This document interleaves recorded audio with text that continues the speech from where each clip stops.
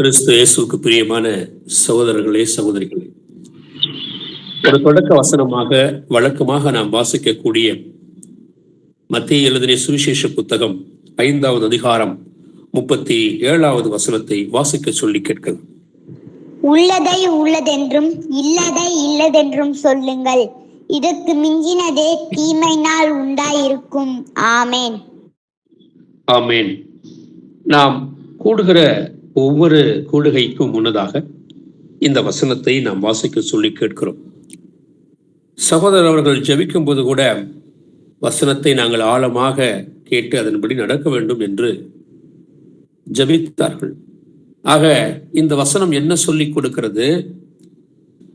வேதாகமம் எதை சொல்லுகிறதோ, எதை செய்ய வேண்டும் என்று சொல்லுகிறதோ, அதை தவிர வேறு எதையும் செய்ய வேண்டாம் என்றுதான் சொல்கிறது. அப்படி அதற்கு மிஞ்சி ஒரு காரியத்தை நாம் செய்யவும் சொல்லவும் முற்படுவோமானால் அது தீமையினால் தான் முடியும் என்று அந்த பகுதி நமக்கு எச்சரிக்கை விடுக்கிறது. பிரியமானவர்களே, தேவன் நல்லவராக இருக்கிறார். நம் ஒவ்வொருவரையும் அவர் நேசிக்கக்கூடிய தகப்பனாக இருக்கிறார். அப்படி இருக்கும் பட்சத்தில் இந்த நாளிலும் கூட நாம் தொடர்ச்சியாக பார்த்து வருகிற உலகத்தை விட்டு பிரிந்து வருவதின் நோக்கம் என்னவாக இருக்கிறது? நான் இயேசுவிடம் வருகிறேன், நான் ஆராதிக்கிற தேவன் யார் என்பதை தெரிந்து கொண்ட பிறகு நான் எதையெல்லாம் விட வேண்டும் என்பதை குறித்து கடந்த நாட்களில் நாம் பார்த்து கொண்டு வருகிறோம். கடைசியாக நாம் பார்த்து முடித்தது உலகத்தை விட்டு பிரிந்து வருவதின் என் மனநிலை என்னவாக இருந்தது என்பதை குறித்து பார்த்தோம். இந்த நாளிலும் கூட இந்த உலகத்தை விட்டு பிரிந்து வருவதின் முழுமையான நோக்கம் எதற்காக என்பதை குறித்து நாம் பார்க்க இருக்கிறோம். பிரியமானவர்களே, எல்லோரையும் போல நான் இயேசுவை ஏற்றுக்கொண்டால் நான் ஒரு பாரம்பரிய சபையிலோ இல்லை ஒரு கட்டட சபையிலோ நான் சிக்கியிருப்பேன். ஆனால் என் தேவனை குறித்ததான முழுமையான அறிவு வந்த பிறகு, முழுமையான ஒரு அறிவு தேடல் நடந்த பிறகு நான் உலகத்தை ஞானமாய் விட்டு பிரிந்து வந்திருக்கிறேன். ஏதோ எல்லோரும் பாரம்பரிய சபையிலிருந்து ரட்சிக்கப்பட்டு ஆவிக்குரிய சபைக்கு நாங்கள் போகிறோம் என்கிற பெயரில் அல்ல. நான் ஆராதிக்கிற தேவன் யார், அவர் எத்தனை நபர், எனக்காக அவர் என்ன செய்திருக்கிறார், எனக்காக அவர் என்ன செய்ய போகிறார், அப்படி செய்ய போகிற அவருக்கு நான் என்ன செய்ய வேண்டும், நான் எப்படி இருந்தால் அவரோடு கூட வருகையில எடுத்துக்கொள்ளப்பட முடியும் என்கிற முழுமையான உள் உணர்வு நமக்குள்ள வந்த பிறகுதான் பேதுரு சொல்வது போல மனம் திரும்பி பாவம் மன்னிக்கப்பட வேண்டும் என்பதால் இயேசு கிறிஸ்து நாமத்தினாலே ஞான ஸ்நானம் பெற்றுக்கொள்ளுங்கள் என்று அப்போஸ்தலர் 2:38 அங்கே பதிவு செய்கிறார். அந்த நிலையின் நோக்கத்தை தான் நாம் இன்று பார்க்க போகிறோம். வாசிக்கலாம். பிரிந்து வந்ததின் நோக்கம் என்ன? என் உறவுகளை, என் சொந்த பந்தங்களை, என்னுடைய தொழிலை, எனக்கு லாபமாயிருந்த அத்தனை விஷயங்களை விட்டு வந்ததின் நோக்கம் என்ன என்பதை இந்த நாளிலும் பார்க்கலாம். வாசிக்கலாம். புதிய ஏற்பாட்டின் பகுதியை எடுத்துக்கொள்ளுங்கள். 1 தீமோத்தேயு புத்தகம் 4ஆம் அதிகாரம் 16வது வசனத்தை வாசிக்க சொல்லி கேட்கலாம்.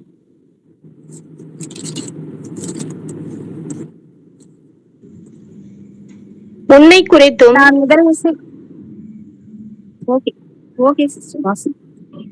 உன்னை குறித்தும் உபதேசத்தை குறித்தும் எச்சரிக்கையாயிரு, இவைகளில் நிலை கொண்டிரு. இப்படி செய்வாயானால் உன்னையும் உன் உபதேசத்தை கேட்பவர்களையும் ரட்சித்துக் கொள்ளுவாய். ஆமென். முதல் பகுதி பிரிந்து வருவதின் நோக்கம் என்ன சொல்லிக் கொடுக்கிறது? ரட்சிக்கப்படுகிற நீர் அந்த ரட்சிப்பிலே நிலைத்திருக்க வேண்டும் என்று சொல்லிக் கொடுக்கிறது. ஆமாம், மற்றவற்றை விட, மனிதன் ஏற்படுத்தின ஒரு ஸ்தாபனத்தை விட, என் கர்த்தர் ஏற்படுத்தி வைத்திருக்கக்கூடிய வீட்டு சபையிலே நான் இருக்குவதற்கான நோக்கம் என்ன சொல்லிக் கொடுக்கிறது? 1 தீமோத்தேயு புத்தகம் 4ஆம் அதிகாரம் 16வது வசனத்தை தான் சகோதரி வாசித்ததை கேட்டீர்கள். 15 சொல்லுகிறது, நீ தேர்கிறது யாவருக்கும் விளங்கும்படி இவைகளையே சிந்தித்துக் கொண்டு இவைகளிலே நிலைத்து இரு என்று சொல்லிக் கொடுக்கிறது. ஆக நான் தேறுவது யாவருக்கும் விளங்கும்படி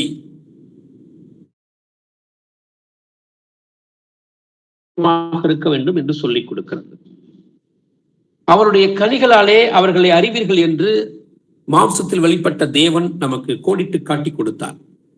ஆக நாம் தேர்வது யாவருக்கும் விளங்கும்படி இவைகளையே சிந்தித்துக் கொண்டும் இவைகளிலே நிலைத்து இரு என்று சொல்லுவானால் அது எதை என்பதைத்தான் 1 தீமோத்தேயு 4:16 சொல்லுகிறது. உன்னை குறித்தும் உபதேசத்தை குறித்தும் எச்சரிக்கையாயிரு. முதல் 2 காரியங்களை சொல்லிக் கொடுக்கிறது. பிரியமானவர்களே, நாம் வேகமாக பயணிக்க வேண்டாம், ஆனால் ஒவ்வொரு வசனத்தையும் நன்ற ஆழமாக புரிந்து கொள்ளலாம். உன்னை குறித்தும் உபதேசத்தை குறித்தும் எச்சரிக்கையாயிரு. உன்னை குறித்து என்றால் நான் ஆவியின் கனியில் சரியாக இருக்கிறேனா? நீங்கள் கவனமாக சிந்திக்க வேண்டும். தேவன் வரப்போவது மிக மிக அருகில் இருக்கிறது என்கிற உள் உணர்வு நமக்கு இருக்கிறபடியால் இங்கே சொல்லுகிற விஷயம் என்ன? உன்னை குறித்து புறம்பே இருப்பவர்களுக்கு முன்னதாக நீ யோக்கியமாய் நடந்து கொள் என்று வேதம் ஒரு இடத்திலே பதிவு செய்கிறது. ஆக மற்றவர்களுக்கு முன்பாக நான் யோக்கியமாய் நடக்க வேண்டும் என்றால் அதில் ஒன்றே ஒன்றுதான், அது ஆவியின் கனி. ஆக இந்த ஆவியின் கனியில் நான் பயணிப்பேன் என்றால் அந்த ஆவியின் கனி எதை சொல்லிக் கொடுக்கிறது? உபதேசம், கிறிஸ்துவின் உபதேசத்தை சொல்லிக் கொடுக்கிறது. இது பழைய உடன்படிக்கை அல்ல. கிறிஸ்துவின் உடன்படிக்கையை சொல்லிக் கொடுக்கும் பொழுது கிறிஸ்துவ உடன்படிக்கை, கிறிஸ்துவின் கற்பனை என்ன சொல்லிக் கொடுக்கிறது? யோவான் புத்தகம் 13ஆம் அதிகாரம் 34, 35 நீங்கள் வாசிப்பீர்கள் என்றால், நீங்கள் ஒருவரில் ஒருவர் அன்புள்ளவர்களாக இருங்கள், நான் உங்களை அன்பு செய்தது போல நீங்கள் அப்படி இருக்க வேண்டும் என்று சொல்லிக் கொடுக்கிறது. அப்படி சொல்லிவிட்டு தான் 35ஆம் வசனம் சொல்லிக் கொடுக்கிறது, அப்பொழுதுதான் நீங்கள் என்னுடைய சீஷர்கள் என்று உலகம் அறிந்து கொள்ளும் என்று சொல்லிக் கொடுக்கிறது.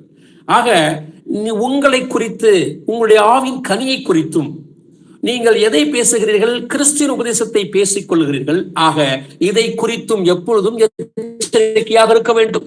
காரணம், உங்களை சுற்றி இருக்கக்கூடிய உபதேசங்கள் உங்களை விழுங்கும் அளவிற்கு இருக்கிறது. அதைத்தான் 1 பேதுரு புத்தகம் 5ஆம் அதிகாரம் 8ஆம் வசனத்திலே பேதுரு பதிவு செய்கிறான்.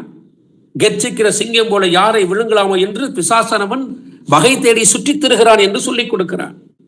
ஆக எந்த வகையில் இந்த சகோதரனோ இந்த சகோதரியோ சூழ்ச்சிக்குள்ளே கொண்டு வர முடியும் என்று அவன் பார்த்து கொண்டிருக்கிறான். அதற்குத்தான் இங்கே பவுல் தீமோத்தேயுக்கு எழுதும்போது சொல்லுகிறான், எச்சரிக்கையாயிரு, உன்னை குறித்தும் உபதேசத்தை குறித்தும் என்று சொல்லுகிறான். அப்படி சொல்லிவிட்டுத்தான் நாம் ஏற்கனவே பார்த்தது போல இவைகளில் நிலை கொண்டீரு. இப்படி செய்வாயானால், எதை ஏன் செய்யக்கூடிய என்ற வார்த்தை என்று இருக்கிறது. செய்வாய் என்கிற வார்த்தை கிரியையை காட்டுகிறது. அதைத்தான் நாம் மேல் வார்த்தை சொன்னோம். உன்னை குறித்து என்றால் நீங்கள் உங்கள் கிரியைகளில் எந்த அளவிற்கு இருக்கிறீர்கள், ஆவின் கனியை காட்டிக் கொண்டிருக்கிறீர்கள் என்பதை கவனத்தில் கொள்ள வேண்டும் என்பதற்காகத்தான் அந்த வார்த்தையை அவன் பயன்படுத்துகிறான். இவைகளில் நிலை கொண்டிரு, இப்படி செய்வாய் ஆனால். ஆக இதெல்லாம் கிரியை சார்ந்த விஷயங்கள். ஆக இந்த கிரியையில் கவனமாக இருப்பீர்களேயானால் உன்னையும் உன் உபதேசத்தை கேட்பவர்களையும் ஐயா நீ ரட்சித்துக் கொள்வாய், விடுதலை பெற்றுக் கொள்வாய் என்று அந்த பகுதி முடிகிறது. ஏனென்றால் இந்த வசனத்தை இங்கு நான் ஏன் பதிவு செய்கிறேன் என்றால், நாம் இருக்கக்கூடிய இந்த சத்தியம், இந்த வீட்டு சத்தியம் என்பது நம்மை முழுக்க முழுக்க தேரக்கூடியவராக மாற்றி வைத்திருக்கிறது.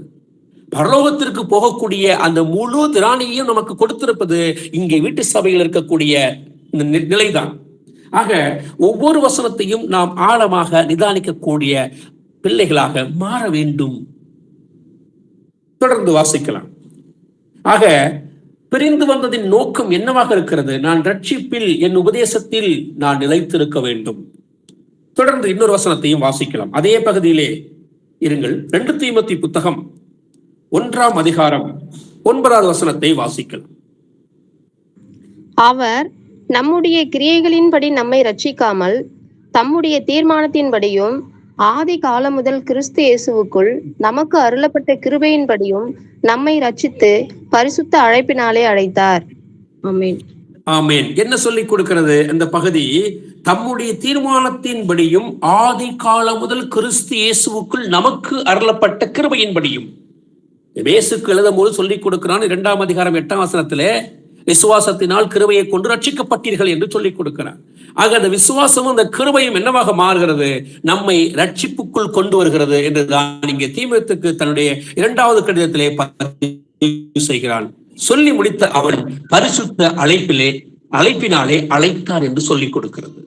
ஆக இந்த ரட்சிப்பு நிலைத்திருக்க வேண்டும் என்றால் நாம் நம்முடைய உபதேசங்களை குறித்தும் நம்முடைய கிரியைகளை குறித்தும் கவனமாக இருக்க வேண்டும். காரணம், நான் உலகத்தை விட்டு பிரிந்து வந்ததின் நோக்கம் என்னவாக இருக்கிறது? இதுவாகத்தான் இருக்க முடியுமே தவிர வேறு ஒன்றாகும் இல்லை. தொடர்ந்து அதே பகுதியில் 2 தீமோத்தேயு புத்தகம் 4வது அதிகாரம் 18வது வசனத்தை வாசிக்கலாம். கர்த்தர் எல்லா தீமையினின்றும் என்னை ரட்சித்து நம்முடைய பரமராஜ்யத்தை அடையும்படி காப்பாற்றுவார். அவருக்கு சதா காலங்களில் மகிமை உண்டாவதாக. ஆமேன். ஆமேன். கர்த்தர் எல்லா தீமையினின்றும் என்னை ரட்சித்து. ஆக எத்தனையோ உபதேசங்கள் இருக்கின்றன, எவ்வளவோ மாறுபாடுகள் இருக்கின்றன. பேதுரு பதிவு செய்கிறான் 2ஆம் அதிகாரம் அப்போஸ்தலர் புத்தகம் 40வது வசனத்தை நீங்கள் வாசிப்பீர்கள். ஆனால் மாறுபாடுள்ள இந்த சந்ததியை விட்டு நீங்கள் விலகி உங்களை காத்துக் கொள்ளுங்கள், ரட்சித்துக் கொள்ளுங்கள் என்று சொல்லிக் கொடுக்கிறார். இங்கே பவுல் தன்னை குறித்து சொல்லும் பொழுது, கர்த்தர் எல்லா தீமையினின்றும் என்னை ரட்சித்து தம்முடைய பரம ராஜ்யத்தை அடையும்படி காப்பாற்றுவார். ஐயா, வார்த்தையை கவனிங்கள். எப்படியாம்? எல்லா தீமையினின்றும் என்னை விடுதலையாக்கி தம்முடைய பரம ராஜ்யத்தை அடையும்படி, பரலோகத்துக்கு. அதற்கு தானே நாம் இங்கே கூடியிருக்கிறோம். தினந்தோறும் மாலை வேளை 8 மணியில் நாம் கூடுவதற்கான காரணம் என்ன? அந்த பரம ராஜ்யத்தை அடைய வேண்டும் என்கிற ஒரே குறிக்கோள், ஒரே நோக்கம் அதுதான். அதற்காகத்தானே என் தேவனுடைய வார்த்தையை கேட்காத என் பெற்றோர்களை விட்டு பிரிந்தேன், என்னுடைய உறவுகாரர்களை விட்டு பிரிந்தேன், எனக்கு லாபமாக இருக்கக்கூடிய என் வேலையை விட்டு பிரிந்தேன், எனக்கு எல்லாவற்றைக்கும் விட்டு நான் பிரிந்து வந்தது நோக்கம் என்னமாக இருக்கிறது? நான் பரலோக ராஜ்யத்தை பெற வேண்டும், அந்த தேவனை நான் அடைய வேண்டும் என்றால் அவர் இருக்கிற வண்ணமாகவே நான் அவரை தரிசிக்க போகிறேன் என்கிற அந்த உள் உணர்வு, அந்த அறிவு தேடல் இருக்கும் பொழுதுதான் நான் பிரிந்து வந்ததின் நோக்கம் நிறைவேற்றப்படுகிறது. அதைத்தான் இங்கு பவுல் சொல்லிக் கொடுக்கிறான். ஐயா, தம்முடைய பரம ராஜ்யத்தை அடையும்படி காப்பாற்றுவார், அவருக்குத்தான் சதா காலங்களில் மகிமை உண்டாவதாக என்று அவன் சொல்லிக் கொடுக்கிறான். ஏதோ மற்றவர்களுக்காக நான் இயேசுவிடத்திலே வந்து ஏற்றுக்கொண்டது பிறகு ஒன்றை கவனியுங்கள். நீங்கள் சாதாரணமாக வேத வசனத்தை வாசித்து விட்டு நீங்கள் கடந்து போக வேண்டாம். ஒவ்வொரு வசனத்துக்கும் தேவனிடத்திலே கேளுங்கள். ஆண்டவரே, இந்த வசனம் எந்த அளவிற்கு என்னை பக்தி விருத்தி உண்டாக்க செய்கிறது, நான் என்ன செய்ய வேண்டும், அடுத்து நான் என்ன செய்ய வேண்டும் என்று நீங்கள் கேட்கும் பொழுதுதான் ஆவியாய் இருக்கக்கூடிய கர்த்தர் உங்களை நடத்த முற்படுவார். மற்றவர்களைப் போல நாம் அல்லவே அல்ல, அதிலிருந்து முற்றிலும் வேறுபட்ட நபர்கள். 2 கொரிந்தியர் புத்தகம் 6ஆம் அதிகாரத்தை நீங்கள் வாசிப்பீர்களே, ஆனால் அதில் கடைசி 3 வசனங்களை வாசித்து பாருங்கள். சேனைகளின் கர்த்தர் என்ன சொல்லுகிறார் என்பது உங்களுக்கு அங்கு நினைப்பூட்டப்படும். ஆக நான் இந்த உலகத்தை விட்டு பிரிந்து வந்ததின் நோக்கம் என்னவாக இருக்கிறது? நான் பெற்றுக்கொண்ட அந்த ரட்சிப்பிலே நிலைத்திருக்க வேண்டும் என்றுதான் முதல் பகுதி சொல்லிக் கொடுக்கிறது. 2வது பகுதிக்கு நாம் வருவோம். விசுவாசத்திலே நிலைத்திருக்க வேண்டும் என்று 2வது பகுதி சொல்லிக் கொடுக்கிறது. என்ன? வாசிக்கலாம். அதே தீமோத்தேயுக்கு எழுதின கடிதம் 1 தீமோத்தேயு 1ஆம் அதிகாரம் 18-19 வாசிக்கலாம். குமாரனாகிய தீமோத்தேயுவே, உன்னை குறித்து முன் உண்டான தீர்க்க தரிசனங்களின்படியே நீ அவைகளை முன்னிட்டு நல்ல போராட்டம் பண்ணும்படி இந்த கட்டளையை உனக்கு ஒப்புவிக்கிறேன். நீ விசுவாசமும் நல்மனசாட்சியும் உடையவனாயிரு. ஐயா, பிரியமானவர்களே, நன்றாக கவனித்து விஷயத்தை தெரிந்து கொள்ளுங்கள். குமாரனாகிய தீமோத்தேயுவே, உன்னை குறித்து ஏற்கனவே அவன் 1ஆம் நிருபத்திலே சொல்லியிருக்கிறான். உன்னை குறித்து, உன் உபதேசத்தை குறித்து எச்சரிக்கையாயிரு, இவைகளிலே நிலை கொண்டிரு என்றெல்லாம் அவன் சொன்னவன். இங்கே மீண்டுமாக அவன் பதிவுகிற விஷயம் என்னவாக இருக்கிறது? கவனிங்கள். குமாரனாகிய தீமோத்தேயுவே, உன்னை குறித்து முன் உண்டான தீர்க்க தரிசனங்களின்படியே நீ அவைகளை முன்னிட்டு நல்ல போராட்டம் பண்ணும்படி இந்த கட்டளையை உனக்கு ஒப்புவிக்கிறேன். சொல்லி முடித்தவுடன் அவன் அடுத்த விஷயத்துக்கு சென்று விடுகிறான். எப்படியாம்? நீ விசுவாசமும் நல் மனசாட்சியும் உடையவனாயிரு. இயேசுவை ஏற்றுக்கொள்வார்கள் அநேக சகோதர சகோதரிகள். ஆனால் விசுவாசம் இருக்கிறதா? யோசித்து பார்க்க வேண்டும். அந்த விசுவாசம் நித்திய ஜீவனுக்கு நேராக உங்களை நடத்தி கொண்டு போகிறதா என்பதை நீங்கள் ஆராய்ச்சி செய்யக்கூடிய இடத்தில் இருக்க வேண்டும். எல்லோரும் விசுவாசம் வைக்கிறார்கள். ஆமாம், தேவன் 3 பேர் என்று சொல்லிக்கொண்டு விசுவாசம் வைக்கிறார்கள். இல்லை இல்லை, தேவன் 2 தான் என்று சொல்லிக்கொண்டு விசுவாசம் வைக்கிறார்கள். அதுவல்ல விசுவாசம். ஒரே விசுவாசம், ஒரே நம்பிக்கை, ஒரே ஞானஸ்தானம் என்றுதான் எபேசுக்கிறது பவுல் சொல்லிக் கொடுக்கிறான். ஆக அந்த விசுவாசம் அந்த ஒரே தேவனிடத்தில் இருக்கிறதா? அந்த ஒரே தேவனிடத்தில் நான் சென்று சேருவேன் என்கிற முழுமையான விசுவாசம் இருக்கிறதா? ஏனென்றால் அந்த பகுதியிலே அவன் ஒரு வார்த்தையை பயன்படுத்துகிறான். எப்படியாம்? நீ இவைகளை குறித்து முன்னிட்டு நல்ல போராட்டம் பண்ணும்படி. ஐயா, போராட்டம் உண்டுதான் உங்களுக்கு, மறந்துவிட வேண்டாம். உறவுகள் உங்களை தள்ளிவிடலாம், அநேகர் உங்களை புரிந்து கொள்ளாமல் உங்களை வேற்றுமையாக நடத்தலாம்.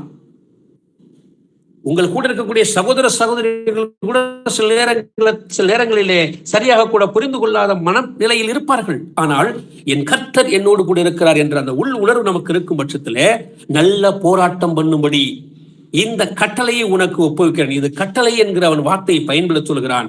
நீ விசுவாசமும் நல் மனசாட்சி உடையவனாய் இரு. அதே பகுதியிலே தொடர்ந்து வாசிக்கலாம். நன்றாக 2 வார்த்தை கவனிங்கள். ஒன்று விசுவாசம் என்றும் நல் மனசாட்சியம் என்று அவன் பயன்படுத்துகிற வார்த்தைக்கு இன்னொரு வார்த்தையை நாம் தேடலாம். அதே பகுதியிலே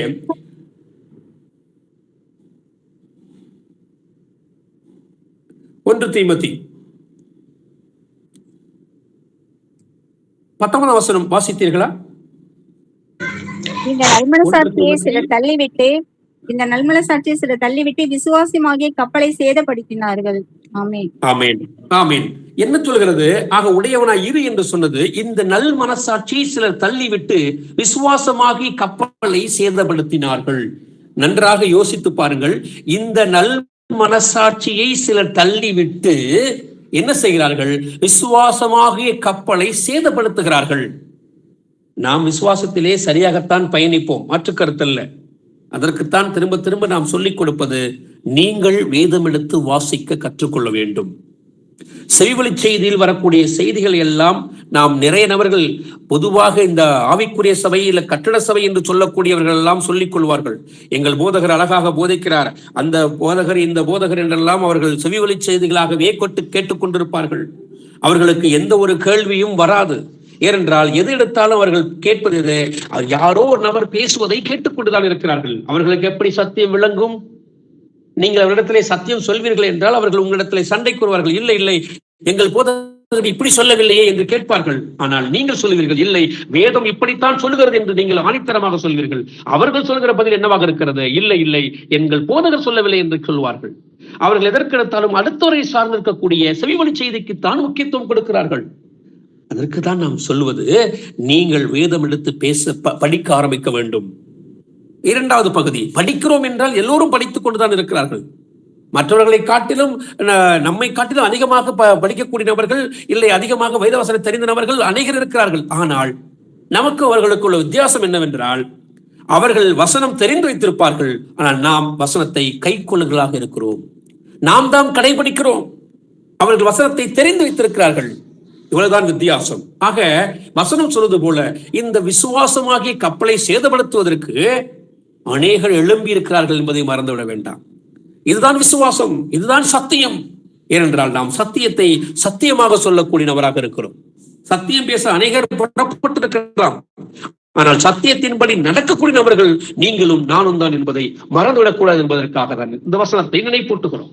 தொடர்ந்து அதே பகுதியில 1 தீமோத்தேயு புத்தகம் 6வது அதிகாரத்துக்கு எடுத்துக் கொள்ளுங்கள். 10ஆம் வசனத்தை வாசிக்கலாம். பணாசை எல்லா தீமைக்கும் வேறாக இருக்கிறது. சிலர் அதை இச்சித்து விசுவாசத்தை விட்டு வழுவி அநேக வேதனைகளாலே தங்களை உருவ குத்தி கொண்டிருக்கிறார்கள். ஆமென். ஆமென். என்ன சொல்லிக் கொடுத்தது? இப்போ 1 தீமோத்தேயு புத்தகத்தில் நாம் வாசித்த பொழுது 19ஆம் வசனம் சொல்லிக் கொடுத்தது 1:19 விசுவாசமாகிய கப்பலை சேதப்படுத்தினார்கள். ஐயா, இந்த விசுவாசமாகிய கப்பல் அநேக விஷயங்களில் வந்து கொண்டிருக்கும் போதுதான் பவுல் ஒரு விஷயத்தை குறிப்பாக அங்கே பயன்படுத்துகிறார். எதை? பண ஆசை என்கிறது எல்லா தீமைக்கும் வேறாக இருக்கிறது. சிலர் அதை இச்சித்து, எப்படியாம்? இங்கே 19ஆம் வசனம் சொல்லுது, சிலர் அதை என்ன செய்தார்கள்? தள்ளிவிட்டார்கள் என்று சொல்லிக் கொடுக்கிறது. இங்கே தள்ளிய நபர்களுக்கு எது முக்கியமாகப்படுகிறது? பணம் தான் முக்கியமாகப்படுகிறது. எல்லா ஆசைக்கும் எல்லா பண ஆசைதான் எல்லா தீமைக்கும் காரணமாக இருக்கிறது என்றால், சிலர் அதை இச்சித்து விசுவாசத்தை விட்டு வழுவி, எதை விட்டு? அங்கே நல்மனசாட்சி, விசுவாசம் நல்மனசாட்சி என்கிற வார்த்தைக்கு பதிலாக இங்க என்ன சொல்கிறது? அதை இச்சித்து விசுவாசத்தை விட்டு வழுவி அநேக வேதனைகளாலே தங்களை குத்திக் கொண்டிருக்கிறார்கள். குத்தி கொண்டு இருக்கிறார்கள் என்றுதான் வேதம் சொல்லிக் கொடுக்கிறது. இன்னமும் அதைத்தான் செய்து கொண்டிருக்கிறார்கள். யாரெல்லாம் விசுவாசமாகி கர்த்தராகி இயேசு விட்டு விலகி போகிறார்களோ அவர்கள் தங்களை உருவ குத்தி கொண்டுதான் இருக்கிறார்கள். அதற்குத்தான் நாம் திரும்ப திரும்ப சொல்கிறோம், ஐயா நீங்கள் வேதம் எடுத்து வாசிக்கும் பொழுது உங்களுக்குள் கர்த்தர் பேசுவார். எப்படி? 1 யோவான் புத்தகம் 2ஆம் அதிகாரம் 27 நீங்கள் வாசிப்பீர்கள் என்றால் அங்கே வசனம் சொல்லிக் கொடுக்கிறது, அபிஷேகம் செய்த ஆவியானவர் எல்லாவற்றையும் உங்களுக்கு போதிப்பார் என்று சொல்லிக் கொடுக்கிறது. அதை ஒன்றும் அவர் குறைத்து வைக்க மாட்டார். எல்லா விஷயத்தை குறித்து அவர் பேசுவார் என்றால் கேட்பதற்கு நான் தான் தயாராக இல்லை, சொல்வதற்கு அவர் தயாராக இருக்கிறார். ஆக பண ஆசை என்கிற அந்த ஒரு விஷயம் இந்த விசுவாசமாகிய கப்பலை சேதப்படுத்துகிறது. அந்த விசுவாசமாகிய விஷயத்தை விட்டு விலகி போகச் செய்கிறது. ஏனென்றால் நான் உலகத்தை விட்டு பிரிந்து வந்ததின் நோக்கமே இந்த விசுவாசத்தில் தான் நிலைத்திருக்க வேண்டுமே தவிர இந்த விசுவாசம் பணத்தை நோக்கியோ இல்ல பெருமையை நோக்கியோ மற்ற காரியங்கள் நோக்கியோ என்ன செய்யக்கூடாது, நகரக்கூடாது என்றுதான் அங்கே அவன் பதிவு செய்து வைத்திருக்கிறார். அதே வசனத்திலே அதே பகுதியிலே 11ஆம் வசனத்தை வாசிக்கலாம். நீயோ தேவனுடைய மனுஷனே, இவைகளை விட்டோடி நீதியையும் தேவ பக்தியையும் விசுவாசத்தையும் அன்பையும் பொறுமையையும் சாந்த குணத்தையும் அடையும்படி நாடு. ஆமென். எவ்வளவு தெளிவாக அவன் சொல்லி வைத்திருக்கிறான் பாருங்கள். நீயோ தேவனுடைய மனுஷனே. யாரை சொல்லுகிறான்? இந்த வசனத்தை உங்களுக்கு எடுத்துக் கொள்ளுங்கள். காரணம், நீங்கள் ஆராதிக்கிற தேவன் பரிசுத்தர், நீங்களும் பரிசுத்தராக இருக்கிறீர்கள். ஆக பரிசுத்தமுள்ள மனிதனை பார்த்து அவன் சொல்லுகிற வார்த்தை என்ன? நீயோ தேவனுடைய மனுஷனே. ஏன் தேவனுடைய மனுஷன் என்று சொல்லுகிறான்? 1 தீமோத்தேயு புத்தகம் 3ஆம் அதிகாரம் 16-17 சொல்கிறது, ஐயா நீங்கள் தான் தேவனுடைய ஆலயம், தேவனுடைய ஆவி உங்களுக்குள்ளவா இருக்கிறது என்று அவன் பதிவு செய்கிறான். ஆக தேவனுடைய ஆலயம் என்று நான் சொல்லுகிறேன் என்றால் ஆக தேவனுடைய ஆலயமாக நான் இருக்கிறேன், தேவனுடைய ஆவி எனக்குள் இருக்கிறது என்று சொல்லும் பட்சத்திலே அவன் சொல்லுகிறான், நீயோ தேவனுடைய மனுஷன். அடுத்த வார்த்தை, இவைகளை விட்டு ஓடி, எது? மேலே சொல்லப்பட்ட காரியங்களை விட்டு ஓடி நீதியையும் தேவ பக்தியையும் விசுவாசத்தையும் அன்பையும் பொறுமையையும் சாந்த குணத்தையும் அடையும்படி நாடு. இதுதாங்க வீட்டு சபையில் இருக்கக்கூடிய அடையாளங்கள். இங்கே என்ன இருக்கிறது? நாம் தேவனுடைய வார்த்தைகளை எந்த இடத்திலும் அச்சு பிசகாமல் அப்படியே பயன்படுத்துகிறோம், அதை அப்படியே கடைபிடிக்கிறோம். இரண்டாவது விஷயம், இதை விட்டு உலகத்தை விட்டு நம்ம என்ன செய்கிறோம்? நம்ம யாருக்கும் வீட்டு சபையில் இருக்கக்கூடிய எந்த சகோதரனுக்கும் சகோதரிக்கும் பண ஆசை என்பது துளி கூட இல்லை என்பதை நாம் பார்த்து வருகிறோம். அவர்களுக்கு தேவனுடைய வருகை குறித்துதான முழு நிச்சயம் இருப்பதனால் இந்த உலகத்தை குறித்து எந்த கவலையுமே அவர்களுக்கு இல்லை. ஆக அவர்களுடைய என்ன, அதை விட்டு அவர்கள் ஓடியதனால்தான் அவர்கள் எதை செய்கிறார்கள்? தேவனுடைய நீதியை செய்கிறார்கள். தேவனுடைய வார்த்தைகளுக்கு கீழ்ப்படியக்கூடிய பயபக்தி இருக்கிறது, அதை குறித்த அன்பு இருக்கிறது, விசுவாசம் இருக்கிறது. ஆவியின் கனி மொத்தமும் இந்த பகுதியிலே சொல்லப்பட்டிருக்கிறது. ஆக அதை அடையும்படிதான் நம்மை மீண்டுமாக அந்த வசனம் உந்தி தள்ளுகிறது. ஆக நான் உலகத்தை விட்டு பிரிந்து வந்ததின் நோக்கம் ஒன்று, நான் பெற்றுக்கொண்ட ரட்சிப்பிலே அந்த ஞானஸ்நான ரட்சிப்பில் நிலை கொண்டிருப்பது. இரண்டாவது, அந்த விசுவாசத்திலே முழுமையாக என்னை விட்டு கொடுத்து அதில் நிலைத்திருப்பது. அதற்குத்தான் சொல்கிறார், நீயோ தேவனுடைய மனுஷனே என்று சொல்லிக் கொடுக்கிறார். தொடர்ந்து இதே பகுதி 1 தீமோத்தேயு 6ஆம் அதிகாரம் 20வது வசனத்தை வாசிக்கலாம். ஓ தீமோத்தேயுவே, உன்னிடத்தில் ஒப்புவிக்கப்பட்டதை நீ காத்துக்கொண்டு சீர்கேடான வீண் பேச்சுகளுக்கும் ஞானம் என்று பொய்யாய் பெயர் பெற்றிருக்கிற கொள்கையின் விபரீதங்களுக்கும் விலகு. ஆமென். நல்ல வார்த்தையை அவன் பயன்படுத்தி இருக்கிறான். ஓ தீமோத்தேயுவே, முதலாக அவன் சொன்னது நீயோ தேவனுடைய மனுஷன் என்று சொன்னவன் அவன் சொல்லுகிறான், ஓ தீமோத்தேயுவே, உன்னிடத்தில் ஒப்புவிக்கப்பட்டதை நீ காத்துக்கொண்டு, அவனிடத்தில் ஒப்புவிக்கப்பட்ட அந்த கிறிஸ்துவின் உபதேசத்தை காத்துக்கொண்டு, ஐயா உங்களுக்கும் எனக்கும் அவன் சொல்லிக் கொடுக்கிறான். பிரியமானவர்களே, நன்றாக கவனித்துக் கொள்ளுங்கள், இருதயத்தை திறந்து எழுதி வைத்துக் கொள்ளுங்கள். உங்களிடத்தில் ஒப்புவிக்கப்பட்டதை நீ காத்துக்கொண்டாயானால் அடுத்து சொல்கிறான் அவன், சீர்கேடான வீண் பேச்சுகளுக்கும், எது? சீர்கேடான வீண் பேச்சுகளுக்கும். நிறைய பேச்சுகள் வரும். நாம் திரும்ப திரும்ப சொல்லுகிற விஷயம் அதுதான். ஒரு கணவன் மனைவி குடும்பத்திற்குள்ளே உங்களுடைய சிந்தை எல்லாம் ஆவிக்குரிய சிந்தையாகவே இருக்குமானால் எப்படி உங்கள் குடும்பத்திலே சண்டை சச்சரவு வரும்?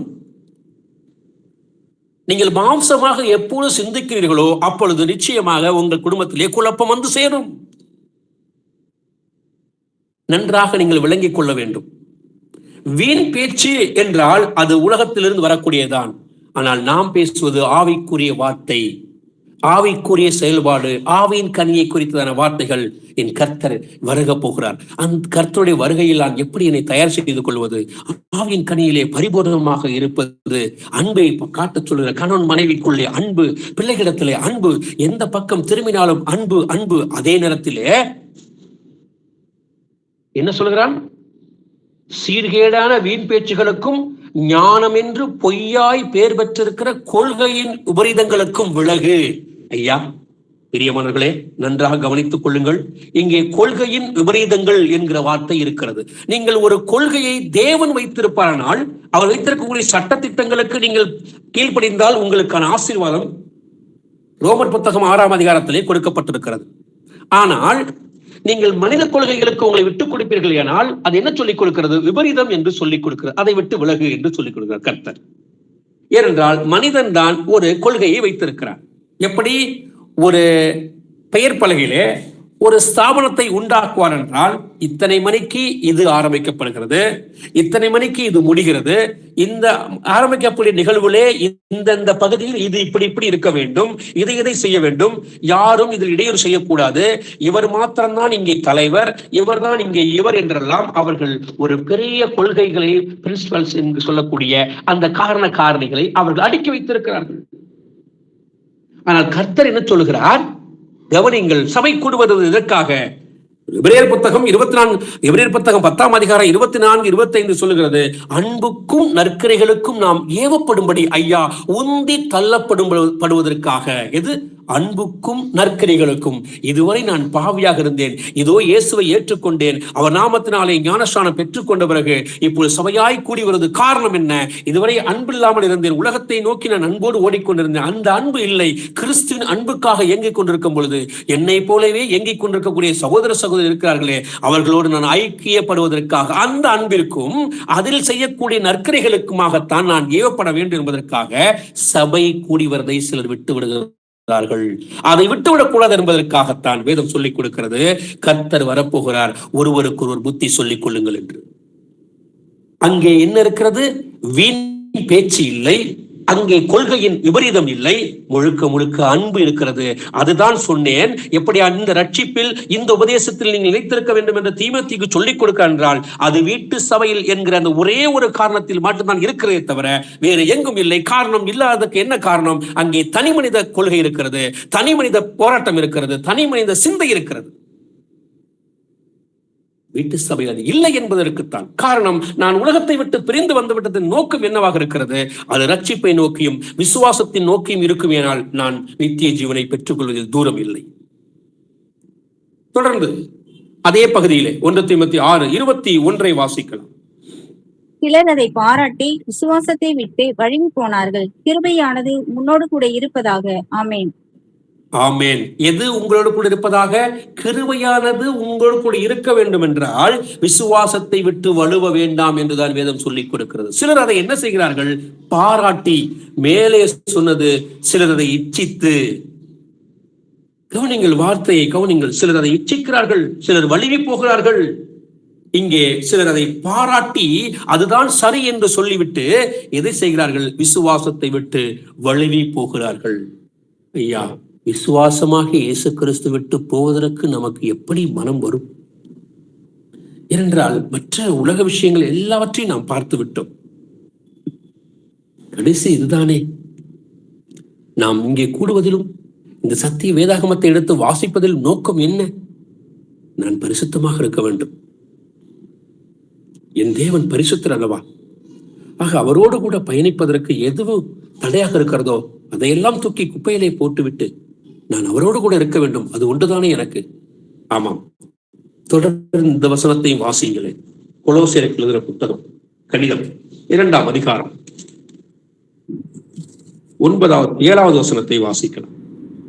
நீங்கள் போதிக்கப்பட்டபடியே விசுவாசத்தில் உறுதிப்பட்டு ஸ்தோத்திரத்தோடு அதில் பெருகுவீர்களாக. ஆமேன். என்ன அற்புதமான வார்த்தையை அவன் சொல்லுகிறான் பாருங்கள். நீங்கள் போதிக்கப்பட்டபடியே. உங்கள் உபதேசம் எது? அந்த உபதேசத்திலே நீங்கள் என்ன செய்ய வேண்டுமா? அந்த உபதேசம் போதிக்கப்பட்டபடியே, அந்த உபதேசத்தின்படியே விசுவாசத்தில் உறுதிப்பட்டு ஸ்தோத்திரத்தோட அதில் பெருகுவீர்களாக. ஸ்தோத்திரத்தோட நன்றி சொல்லி, வேதம் சொல்லுகிறது நன்றி சொல்லுங்கள் தேவனுக்கு. ஆண்டவரே, நான் இப்படியெல்லாம் இருந்தேன் ஆண்டவரே.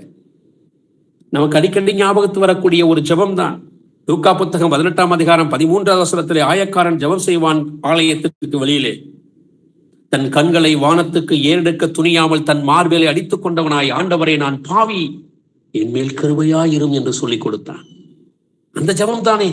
நான் பாவி என்ற உணர்வு இருக்குமேனால், நான் செய்த பாவத்துக்கெல்லாம் என் கர்த்தர் எனக்காக சிலுவையிலே அடிக்கப்பட்ட ரத்தம் சிந்தினார் என்ற உள்ளுணர்வு இருக்குமேயானால், எப்படி என் குடும்பத்திலே சண்டை சச்சரவு வரும்? கணவன் மனைவிக்குள்ள அன்பு பெருக்கெடுக்கும் அல்லவா? குழந்தைகளை அதை சொல்லி அதை பார்க்கும் பொழுது குழந்தைகள் மனம் திரும்புவார்கள் அல்லவா?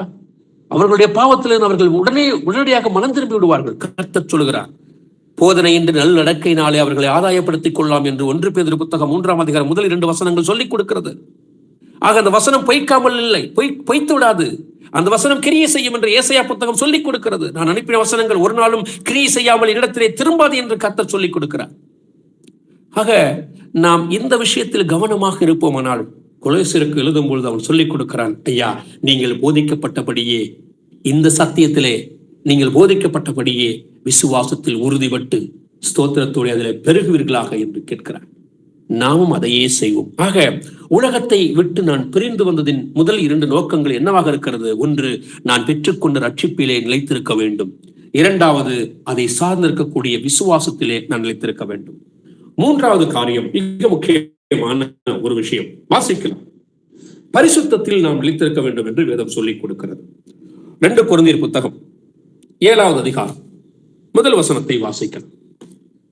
இப்படிப்பட்ட வாக்குத்தத்தங்கள் நமக்கு உண்டாய் இருக்கிறபடியினால், பிரியமானவர்களே, மாம்சத்திலும் ஆவியிலும் உண்டான எல்லா அசுசியும் நீங்க நம்மை சுத்திகரித்து கொண்டு பரிசுத்தமாக்குதலை தேவ பயத்தோட பூரணப்படுத்த கடவோம். ஆமேன். ஆமேன். ஆக பார்க்கப்பட்ட இந்த விஷயங்கள் எல்லாம் பார்த்த பிறகு இப்படிப்பட்ட வாக்குத்தத்தங்கள் நமக்கு உண்டாயிருக்கிறபடினால், பிரியமானவர்களே, அவன் மிக அழகாக நம்மை பார்த்து கூப்பிடுகிறான். பிரியமானவர்களே, மாம்சத்திலும் ஆவியிலும் உண்டான எல்லா அசுசியும் நீங்க, எல்லா கரைத்திரைகளும் நீங்க, எல்லா அழுக்குகளும் நீங்க என்ன செய்ய வேண்டுமாம்? நம்மை சுத்திகரித்துக் கொண்டு பரிசுத்தமாகுதலை தேவ பயத்தோடைய பூர்ணப்படுத்த கடவும் என்று சொல்லிக் கொடுக்கிறான். ஆக அவன் மாம்சத்தில் இருக்கக்கூடிய பிரச்சனை, ஆவியில் இருக்கக்கூடிய பிரச்சனை எல்லாவற்றையும் நீங்க வேண்டுமானால் ஒன்றே ஒன்று, நீங்கள் வேதம் எடுத்து வாசிக்க ஆரம்பிக்க வேண்டும். உங்கள் பாவங்களை விட்டு நீங்கள் ஓய்ந்து தேவனிடத்திலே வந்து சேர வேண்டும். உங்கள் தர்க்கங்களை நீங்கள் விட்டுவிட வேண்டும். உங்களுடைய வாக்குவாதங்களை நீங்கள் விட்டுவிட வேண்டும். கர்த்தர் என்ன சொல்லுகிறார் என்பதை கூர்ந்து கவனிக்க வேண்டும். என் கர்த்தர் என்னிடத்தில் என்ன பேசுகிறார்? நீங்கள் வேதம் எடுத்து வாசிக்காத நபர்கள் என்று நான் சொல்லவில்லை. நீங்கள் வேதம் வாசிக்கிறீர்கள் தான். ஆனால் வாசிக்கப்பட்ட வேத சத்திய வசனங்களுக்கு எத்தனை முறை உங்களை விட்டுக் கொடுத்து கீழ்ப்படிந்திருக்கிறீர்கள் என்று ஆராய்ந்து பாருங்கள். கணவன் மனைவி நேசிக்க வேண்டும் என்று வேதம் சொல்லிக் கொடுக்கிறது. ஒருவருக்கு ஒருவர் விரோதமாக முறையிடாதீர்கள் என்று சொல்லிக் கொடுக்கிறது. குறை சொல்லாதீர்கள் என்று சொல்லிக் கொடுக்கிறது. ஏன் அதிகபட்சம் பொய் சொல்லாதீர்கள் என்று சொல்லிக் கொடுக்கிறது. எல்லாமே படித்து விட்டு வாசித்து விட்டு புத்தகத்தை மூடி வைத்த பிறகு நான் மறுபடியும் அதையே செய்கிறேன் என்றால் பிறகு எப்படி மாம்சத்திலும் ஆவியிலும் அசுசி நீங்கும்?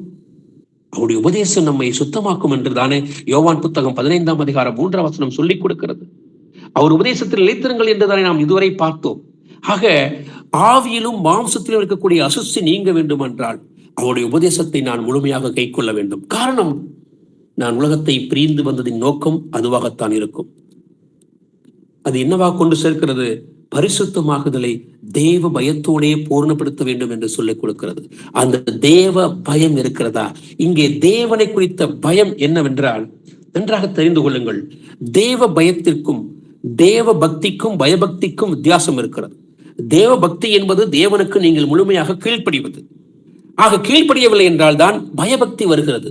தேவனை குறித்த அந்த பயம், நான் தேவனை குறித்து பயம் எனக்கு இருந்து தேவனுடைய வார்த்தைகளுக்கு நான் கீழ்ப்படிந்து விட்டேன் என்றால் பிரச்சனை இல்லை. ஆக பரிசுத்தம் எனக்குள்ளே தேவனுடைய வார்த்தையின் மூலமாக கிடைக்கிறது என்று வேதம் சொல்லிக் கொடுக்கிறது.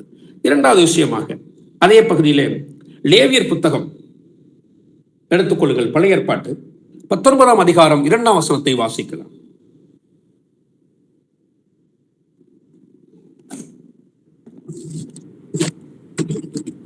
நீ இஸ்ரவேல் புத்திரரின் சபை அனைத்தோடும் சொல்ல வேண்டியது என்னவென்றால், உங்கள் தேவனும் கர்த்தருமாகிய நான் பரிசுத்தர், ஆகையால் நீங்களும் பரிசுத்தராயிருங்கள்.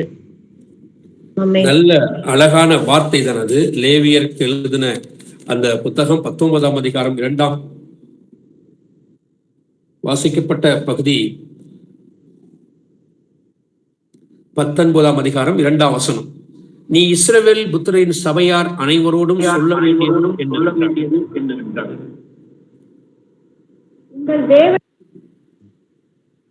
உங்கள் தேவனும் தேவனுமாகி நான் பரிசுத்தர், ஆகையால் நீங்கள் பரிசுத்தராய் இருங்கள் என்று சொல்லிக் கொடுக்கிறது.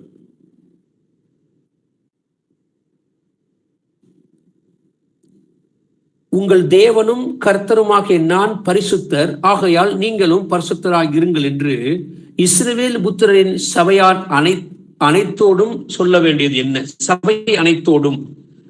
இந்த சபைக்கு கர்த்தர் சொல்லக்கூடிய விஷயம், ஆவியரும் மாம்சத்திலும் இருக்கக்கூடிய அசுசி நீங்க வேண்டும் என்றால் தேவனுடைய உபதேசத்திலே நீங்கள் நிலைத்திருக்க வேண்டும். ஆக சபைக்கு சொல்லக்கூடியது தேவ உபதேசம் என்ன சொல்லிக் கொடுக்கிறது? நீங்கள் ஆராதிப்பது என்னை தான், என்னுடைய வசனத்தை தான் நீங்கள் கீழ்ப்படுகிறீர்கள். ஆக வசனத்துக்கு கீழ்ப்படுகிற நீங்கள் பரிசுத்தமாக இருக்க வேண்டும் என்று சொல்லிக் கொடுக்கிறது. இப்போ அதே லேவியராகமம் புத்தகத்தை 22ஆம் அதிகாரம் 32ஆம் வசனத்தை வாசிக்கலாம். என் பரிசுத்த நாமத்தீர்களாக நான் இஸ்ரவேல் புத்திரர் நடுவே பரிசுத்தர் என்று மதிக்கப்படுவேன். நான் உங்களை பரிசுத்தமாகுகிற கர்த்தர். ஆமென். என் பரிசுத்த நாமத்தை பரிசுத்த குலைச்சலாக்காதிருப்பீர்களாக. நான் இஸ்ரவேல் புத்திரர் நடுவே எப்படியாம்? நான் இஸ்ரவேல் புத்திரர் நடுவே பரிசுத்தர் என்று மதிக்கப்படுவேன். நான் உங்களை பரிசுத்தமாக்குகிற கர்த்தர். வார்த்தையை கடைசியாக சொல்லுகிற கர்த்தர் நான் பரிசுத்தர் என்று சொல்லுகிறார். இங்கே இந்த பகுதியிலே என்ன சொல்லிக் கொடுக்கிறார்? நான் உங்களை பரிசுத்தமாக்குகிற கர்த்தர் என்று சொல்லிக் கொடுக்கிறார். நாம் இந்த உலகத்தை விட்டு பிரிந்து வந்திருப்பது ஒன்று ரட்சிப்பிலே நிலைநிற்க வேண்டும் என்பதற்காக, விசுவாசத்தில் நிலைநிற்க வேண்டும் என்பதற்காக, பரிசுத்தத்தில் நிலைநிற்க வேண்டும் என்பதற்காகத்தான் இங்கே கர்த்தர் முதலில் பேசுகிறார். ஐயா, என்னை நீர் ஆராதிக்கிறேன், என்னை வணங்குகிறேன், என் கட்டளைகளை கை கொள்ள முற்படுகிற நீர் எப்படி இருக்க வேண்டுமாம்? பரிசுத்தமாக இருக்க வேண்டும் என்று சொல்லிக் கொடுக்கிறார். இந்த பழைய ஏற்பாட்டு வசனங்கள் அத்தனையும் நான் பரிசுத்தர், நீங்கள் பரிசுத்தர், நீங்கள் பரிசுத்தமாக இருங்கள், நான் பரிசுத்தர், என்னை ஆராதிக்கிற நீங்கள் பரிசுத்தர், இதை சபையார் அனைவரோடும் சொல்லுங்கள் என்றெல்லாம் சொன்ன கர்த்தர் புதிய உடன்படிக்கையிலே ஒரு வார்த்தையை மாத்திரம் கூட்டி சொல்லிக் கொடுக்கிறார் அதிகப்படியாக. என்ன வார்த்தை என்பதை பார்த்து விடலாம். வாசிக்கலாம். 1 பேதுரு புத்தகம்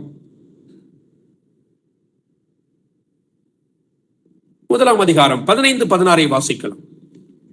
உங்களை பரிசுத்தராய் இருக்கிறது போல நீங்களும் உங்கள் நடக்கைகள் எல்லாவற்றிலேயும் பரிசுத்தராய் இருங்கள். நான் பரிசுத்தர், ஆகையால் நீங்களும் பரிசுத்தராய் இருங்கள் என்று எழுதியிருக்கிறது. ஆமென்.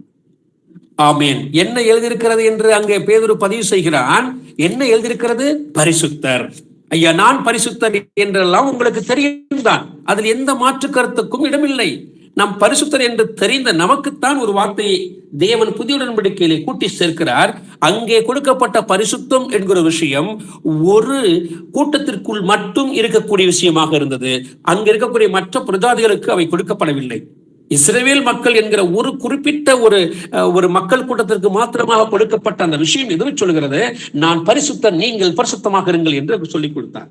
ஆனால் இப்பொழுது என்ன சொல்லிக் கொடுக்கிறார்?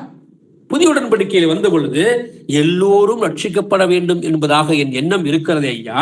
எந்த மனிதனும் உயர்ந்தவன் தாழ்ந்தவன் இல்லை, கிரேக்கன் என்றும் யூதர் என்றும் இல்லை, யாரெல்லாம் என்னை விசுவாசிக்கிறீர்களோ. எப்படி? கர்த்தராகிய இயேசு சொல்லுகிற கலாத்திய சபைக்கு எழுதும் போது பவுல் சொல்லுகிறான் 3ஆம் அதிகாரம் 28ஆம் வசனத்திலே, ஆண் என்றும் இல்லை பெண் என்றும் இல்லை என்று சொல்லிக் கொடுக்கிறான். கிறிஸ்துவுக்குள் எல்லோரும் ஒன்று என்று சொல்லிக் கொடுக்கிறான். கவனமாக கவனித்துக் கொள்ளுங்கள். ஆக எல்லோரும் ஒன்றும் என்று சொல்லும் பொழுது எல்லோரும் கர்த்தரை தேட முடியும் என்று சொல்லிக் கொடுக்கிறார். கொர்நேலியு வீட்டிலே பேதுரு பேசும் பொழுது அங்கும் அப்படித்தான். தேவன் பட்சபாதம் இல்லாதவர், யாரெல்லாம் அவரை உண்மையாக தொழுது கொள்கிறானோ அவருக்கு அவர் வழிபடுவார் என்று சொல்லிக் கொடுக்கிறான். ஆக இப்பொழுது வேத சத்தியம் என்னவாகிறது? ஒரு குறிப்பிட்ட மக்கள் கூட்டத்தில் இருந்து இப்பொழுது சத்தியம் எல்லோருக்கும் வெளிப்பட ஆரம்பிக்கும் பொழுது கர்த்தர் சொல்லுகிறது ஒரு வார்த்தை கூட்டி சொல்வதுதான், உங்களை அழைத்தவர் பரிசுத்தராய் இருக்கிறது போல கவனிங்கள், நீங்களும் உங்கள் நடக்கைகள் எல்லாவற்றிலையும் பரிசுத்தராயிருங்கள். எப்படியாம்? என் நடக்கைகள் எல்லாவற்றிலும், அதுதான் ஆவியின் கனியின் என்று ஆரம்பத்திலே சொல்ல ஆரம்பித்தோம். அந்த அத்தனை விஷயங்களும் நான் கவனமாக இருக்க வேண்டும்.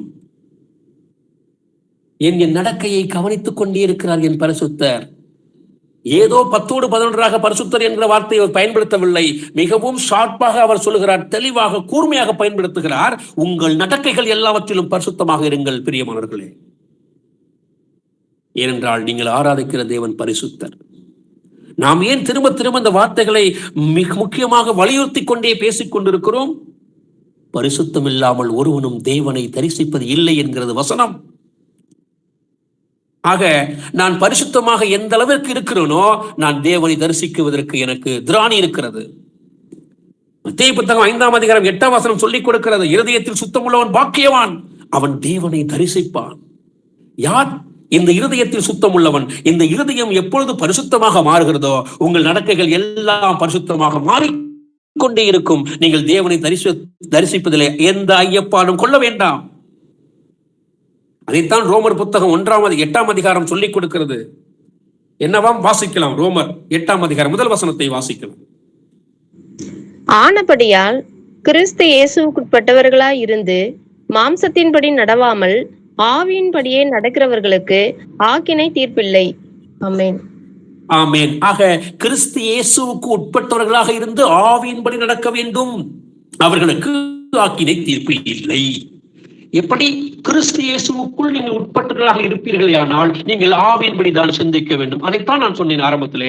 ஆவியின் கனியோடு நீங்கள் வாழ்ந்திருப்பீர்கள் ஆனால், ஆவியின் சிந்தையே உங்கள் குடும்பத்தில் இருக்குமே ஆனால், நித்திய ஜீவனை குறித்த எண்ணம் உங்களுக்கு இருக்குமே ஆனால், எப்படி வீட்டிலே சண்டை சச்சரவுகள் வரும்?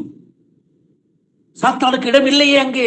நீங்கள் சிந்திக்கிற ஒவ்வொரு விஷயத்தையும், நீங்கள் வெளிப்படுத்துகிற ஒவ்வொரு விஷயம் ஆவிக்குரிய விஷயமாகவே இருக்குமானால், காரணம் நீங்கள் ஆராதிக்கிற தேவன் ஆவியாக இருக்கிறார் என்று வசனம் சொல்லிக் கொடுக்கிறது. அவர் மாம்சத்தில் இருப்பாரானால் நீங்கள் எருசலேமுக்குத்தான் சொல்ல வேண்டியது இருக்கும். கட்டிடம் கட்டி வைத்திருக்கிறார்கள் அல்லவா? அவர் சொல்லுகிறார், நான் ஆவியாக இருக்கிறேன். அதனால் தான் எங்கே என் நாமத்தில் 2 அல்லது 3 பேர் கூடியிருக்கிறார் மத்தியில் நான் இருக்கிறேன் என்று சொல்லிக் கொடுத்தார். எங்கெல்லாம் இருக்கிறார்களோ, யோவான் 1ஆம் அதிகாரம் 12 சொல்லிக் கொடுக்கிறது, என் நாமத்தினாலே. எப்படி? என் நாமத்தின் மேல் விசுவாசம் உள்ளவர்கள் யாரெல்லாம் என்னை ஏற்றுக்கொள்கிறார்களோ அவர்கள் என் பிள்ளைகள் என்று சொல்லிக் கொடுத்தார். ஆமாம், சென்னை பட்டணம் மாத்திரமல்ல, திருச்சி பட்டணம் மாத்திரமல்ல, தமிழ்நாடு அல்ல, பெங்களூர் அல்ல, இந்திய தேசம் அல்ல, எந்த தேசத்திலும் அவரை ஏற்றுக்கொண்டு அவர் விசுவாசித்து ஏற்றுக்கொண்டிருக்கிற அத்தனை நபர்களும் அவருடைய பிள்ளைகளாக அதிகாரம் கொடுப்பார். ஆனால் அவர் ஆவியில் இருக்கும்போது மாத்திரம்தான். யோசித்து பாருங்கள், இங்கே மாம்ச சிந்தைக்கு இடமே இல்லை. அதனால் தான் சொன்னார், ஆவிக்குரிய விதத்திலே எல்லாவற்றையும் சிந்திங்கள், உங்கள் குடும்பத்திலே சண்டை சச்சரவுக்கு வேலையே இல்லை. ஆவின் கனி பரிபூர்ணமாக வந்து கொண்டே இருக்கும். உங்கள் சிந்தனையும் செயல்பாடும் ஆவிக்குரியதாக மாத்திரமே இருக்கட்டும். தொடர்ந்து வாசிக்கலாம்.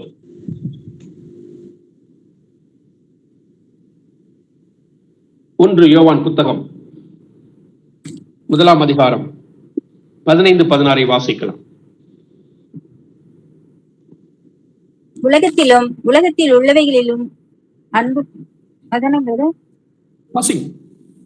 உலகத்தில் உள்ளவர்களையும் அன்பு கூறாதிருங்கள். ஒருவன் உலகத்தில் அன்பு கூர்ந்தால் அவனிடத்தில் பிதாவின் அன்பில்லை.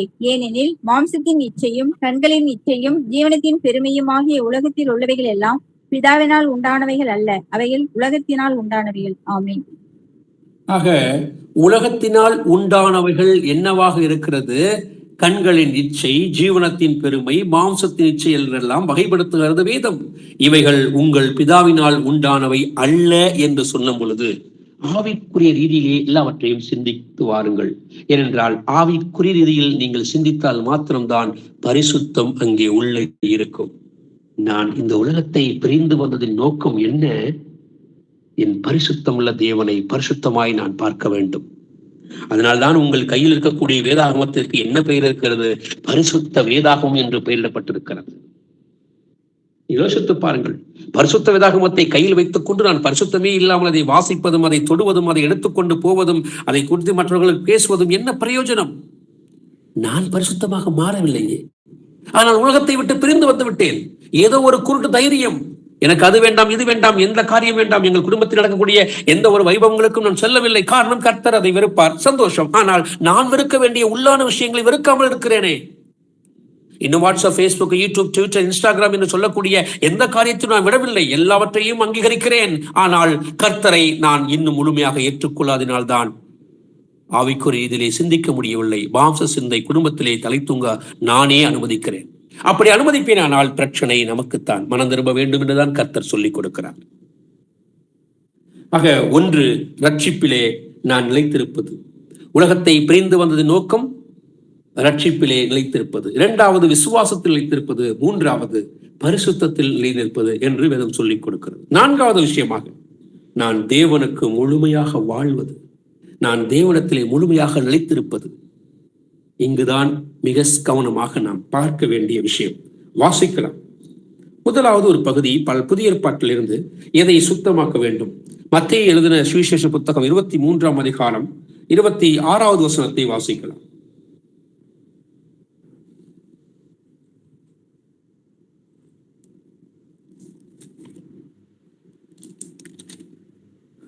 புரிந்ததான பரிசேயனே, பான பாத்திரங்களின் வெளிப்புறமும் சுத்தமாகும்படி அவைகளின் உட்புறத்தை முதலாவது சுத்தமாக்கு. ஆமென். எதை முதலாவது சுத்தமாக்கு? முதலாவது உள்ளே உட்புறத்தை சுத்தமாக்கு. நாம் பரிசுத்தத்தை குறித்து பார்த்தோம் அல்லவா? ஆக, அந்த பரிசுத்தத்திலே நிலைத்திருக்க வேண்டுமானால் அடுத்து செய்ய வேண்டியது, தேவனுக்குள் நிலைத்திருக்கக்கூடிய காரியம் என்னவாக இருக்கிறது? உள்புறத்தை சுத்தமாக்க சொல்கிறார் கர்த்தர். இன்னும் எங்கெங்கு இருக்கிறதை தேடி பாருங்கள். என் குடும்பத்தில் இவ்வளவு பிரச்சனை, என்னுடைய வேலைத்தளத்திலே இவ்வளவு பிரச்சனை, என்னுடைய எல்லா விஷயங்களிலும் பிரச்சனைகள் என்கிற விஷயம் இருக்குமானால் கர்த்தர் உங்களிடத்திலே ஏதோ பேச வருகிறார். அதை கூர்ந்து கவனிங்கள். அதற்குத்தான் சொன்னேன், நீங்கள் வேதம் எடுத்து வாசிக்கும் பொழுது கர்த்தர் சொல்கிற விஷயம் எதுவென்று கேளுங்கள். ஆண்டவரே, நீங்கள் பேசுங்கள், நான் கேட்கிறேன் என்று உங்கள் இருதயத்தை திறந்து கொடுங்கள். இங்குதான் வசனம் சொல்வது போல, எப்படியா? மத்தேயு புத்தகம் 23ஆம் அதிகாரத்திலே கர்த்தர் பேசுகிறார். வெள்ளை அடைக்கப்பட்ட கல்லறையே என்று அவர்கள் பரிசேயரையும் சதுசேயரையும் பார்த்து பேசிய பொழுதுதான், எப்படி முதலில் உட்புறத்தை சுத்தமாக்கு என்று சொல்கிறார். இந்த உட்புறம் சுத்தமாகுமே ஆனால் எல்லாமே சரி செய்யப்படும். எப்படி? அடுத்த ஒரு வசனத்தை பார்க்கலாம். 1 தீமோத்தேயு புத்தகம் 1 அதிகாரம் 5ஆம் வசனத்தையும் 6ஆம் வசனத்தையும் வாசிக்கலாம். கற்பனையின் பொருள் என்னவெனில், சுத்தமான இருதயத்திலும் நல்மன சாட்சியிலும் மாயமற்ற விசுவாசத்திலும் பிறக்கும் அன்பே. அடுத்த வசனம். இவைகளை சிலர் நோக்காமல் வீண் பேச்சுக்கு இடம் கொடுத்து விலகி போனார்கள். ஆமேன். ஐயா, பிரியமானவர்களே, வசனம் என்ன எப்படி ஆரம்பிக்கிறது பாருங்கள். கற்பனையின் பொருள் என்னவெனில், உங்கள் கையில் இருக்கக்கூடிய வேதாகமத்தின் முழு உண்மை தன்மை என்னவென்பதை 2-3 வரியிலே கர்த்தர் பேசி வைத்திருக்கிறார். சுத்தமான இருதயம் என்னவா? நான் உலகத்தை விட்டு பிரிந்து வந்ததின் முழு நோக்கம் என்னவாக இருக்கிறது?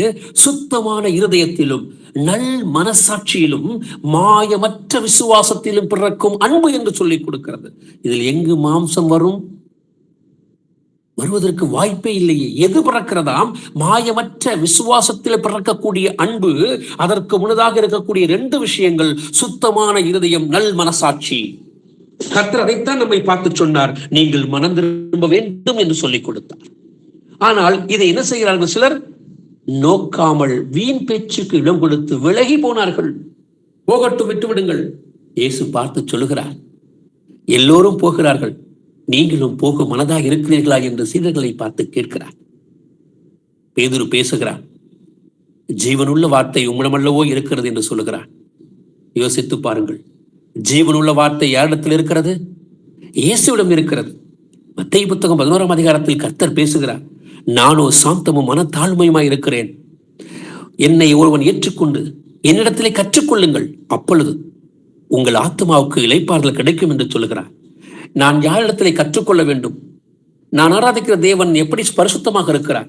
நான் ஆராதிக்கிற தேவன் மனத்தாழ்மையா இருக்கிறார். நான் அவரை ஏற்றுக்கொள்ளும் போதுதானே எனக்கு நித்திய ஜீவன் என்று வேதம் சொல்லிக் கொடுக்கிறது.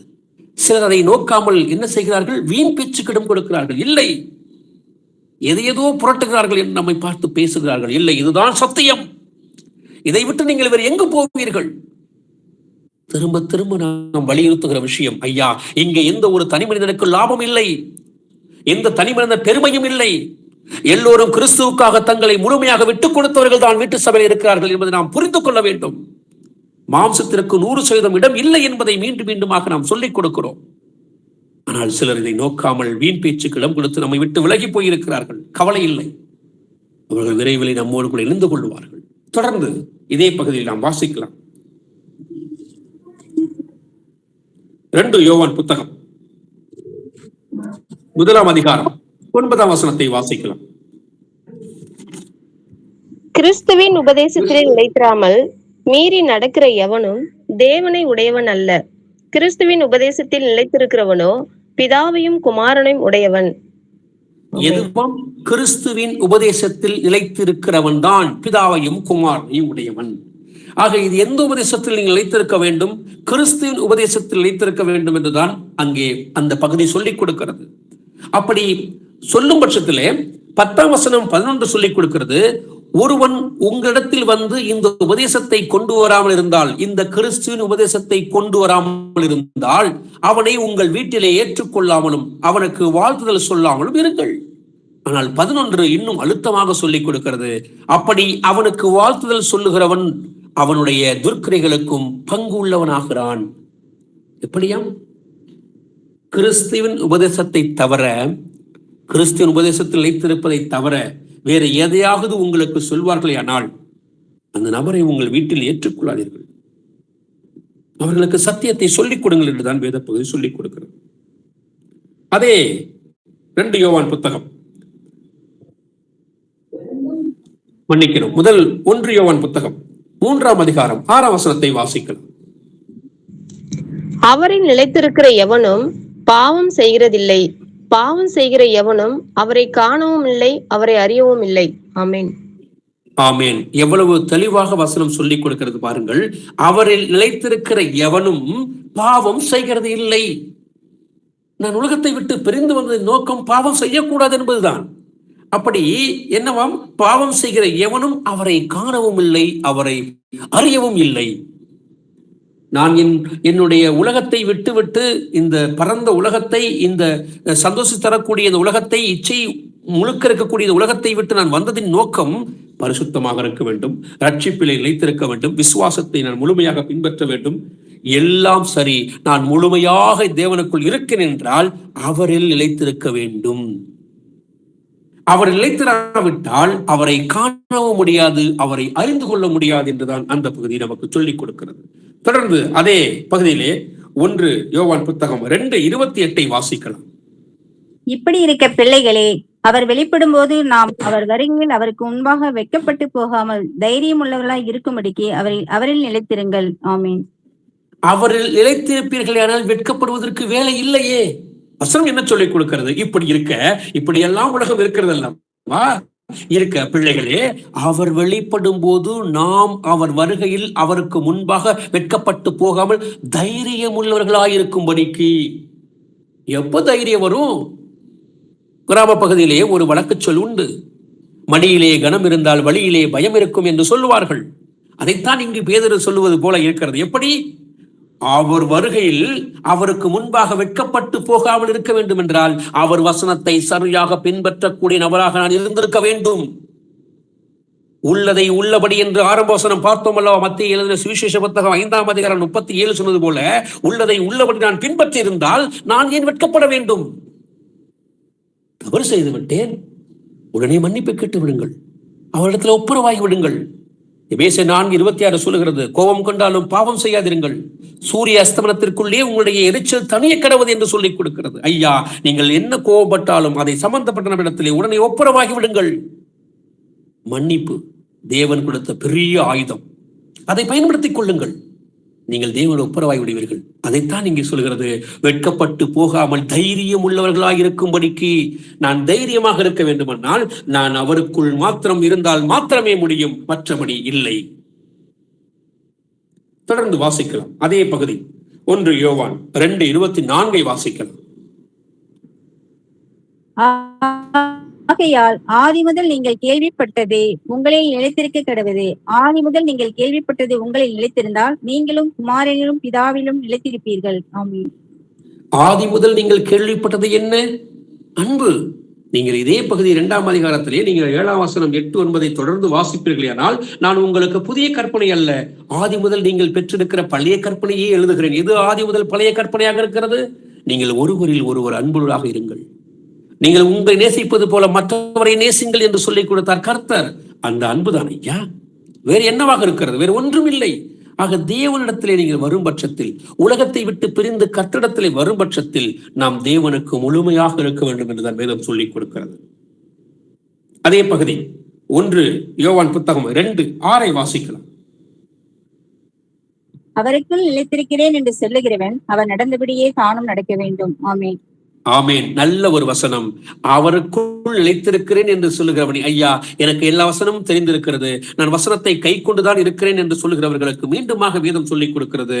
அவருக்குள் நிலைத்திருக்கிறேன் என்று சொல்லுகிறவன் அவர் நடந்தபடியே தானும் நடக்க வேண்டும் என்று சொல்லிக் கொடுக்கிறது. இதே 1 யோவான் 1ஆம் அதிகாரத்தை நீங்கள் வாசிப்பீர்கள் என்றால் அதில் 10 வசனங்கள் இருக்கும்.